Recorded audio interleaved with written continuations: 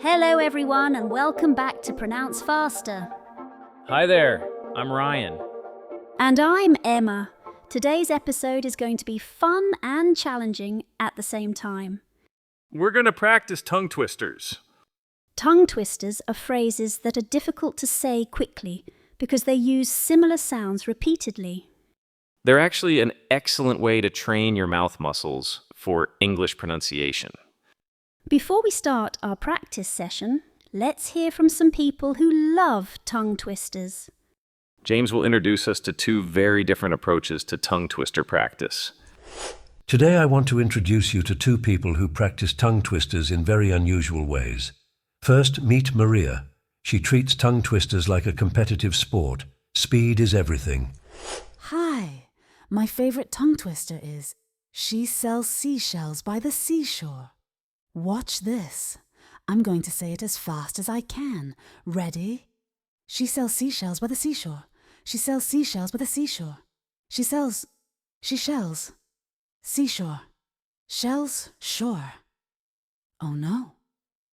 Oh, okay, that was too fast. Let me try again, a bit slower. She sells seashells by the seashore. Maria's approach shows us something important. Speed comes with practice. You need to build up slowly. Now let me introduce David. He's an amateur actor, and he treats every tongue twister like a dramatic performance. Greetings! My tongue twister of choice is the classic. How much wood would a woodchuck chuck if a woodchuck could chuck wood? But I don't simply say it. I perform it.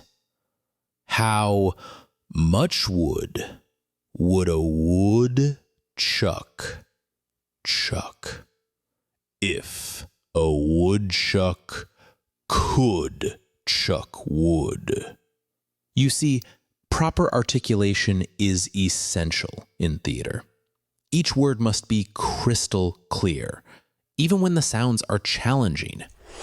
Both Maria and David show us that tongue twisters can be fun and useful. Maria reminds us to start slow before building speed.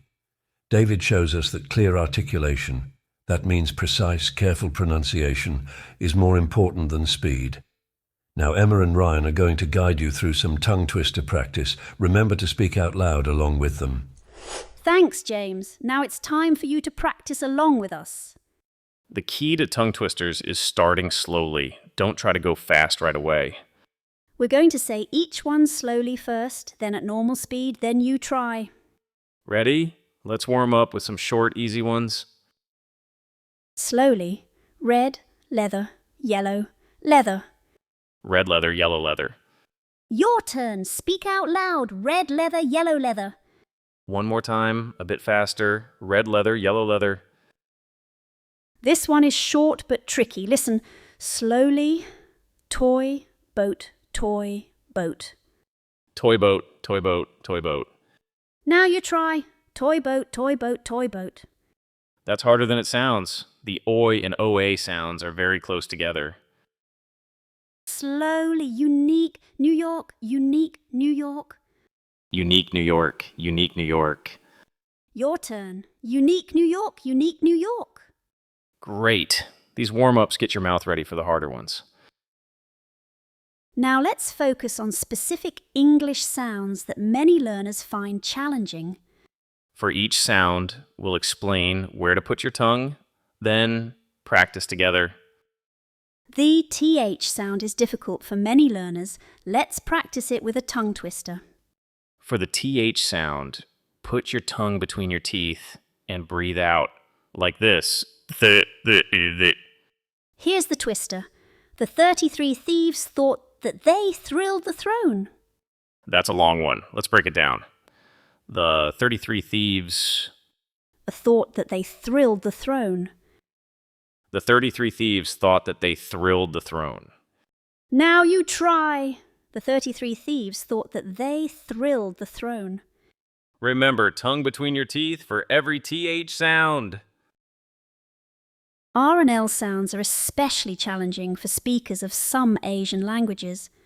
The difference is all about tongue position. For R, your tongue doesn't touch anything. For L, your tongue touches the roof of your mouth. Let's practice. Slowly, red lorry, yellow lorry, red lorry, yellow lorry. Red lorry, yellow lorry, red lorry, yellow lorry. Your turn. Red lorry, yellow lorry, red lorry, yellow lorry. I actually messed that up. Let me try again. Red lorry, yellow lorry. See, even native speakers struggle. That's what makes it good practice. C sounds appear constantly in English, so let's get them clear and sharp. The classic S sound tongue twister is this. She sells seashells by the seashore. Maria tried this one in our story. Let's do it together. Slowly, she sells seashells by the seashore. She sells seashells by the seashore. Now she sells seashells by the seashore. And if you want more challenge, try this. 6 slippery snails slid slowly seaward. Slowly, 6 slippery snails slid slowly seaward. Your turn. 6 slippery snails slid slowly seaward. W and V sounds are different in English, but similar in some languages. For W, round your lips like you're going to whistle. For V, your top teeth touch your bottom lip. Let's try. Slowly.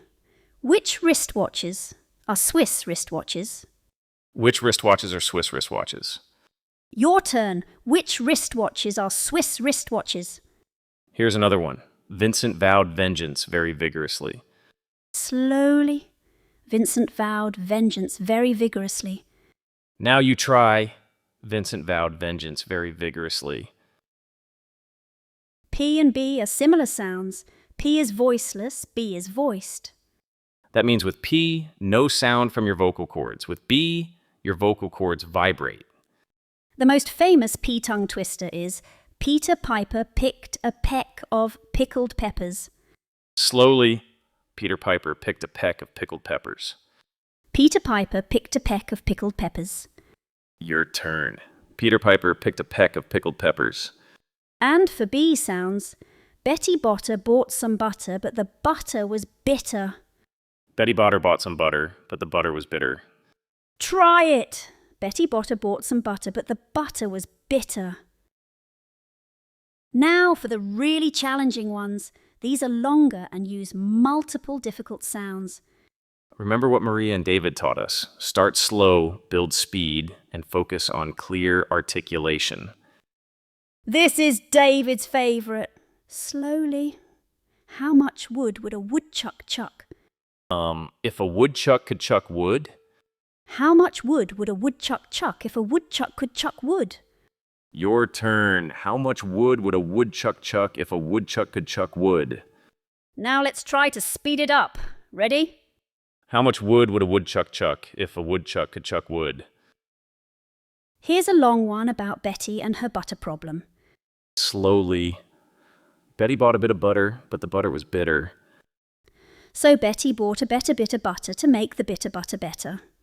Betty bought a bit of butter, but the butter was bitter, so Betty bought a better bit of butter to make the bitter butter better.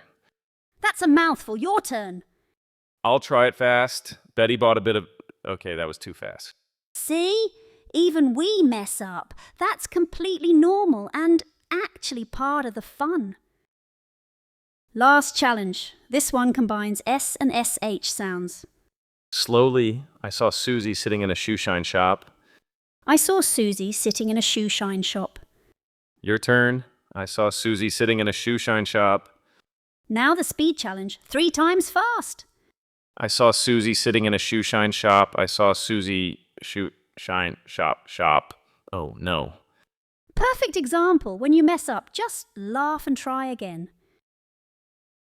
Well done, everyone. You've just practiced some of the most challenging sounds in English. Remember, tongue twisters are not about perfection. They're about practice.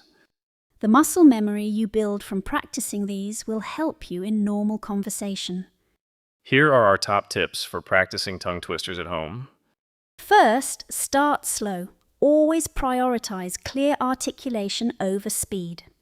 Second, practice little and often. 5 minutes daily is better than 1 hour weekly. Third, record yourself. Listen back to hear your progress over time. Fourth, don't be afraid to mess up. We mess up all the time. And finally, make it fun. Compete with friends, laugh at mistakes, enjoy the challenge. Which tongue twister was hardest for you? The TH sounds, the R and L sounds? Write in the comments and let us know. You can replay this episode as many times as you need. It's designed for repeated practice. Thanks for practicing with us today. Keep training those mouth muscles. See you next time. Goodbye, everyone. Pronounce faster.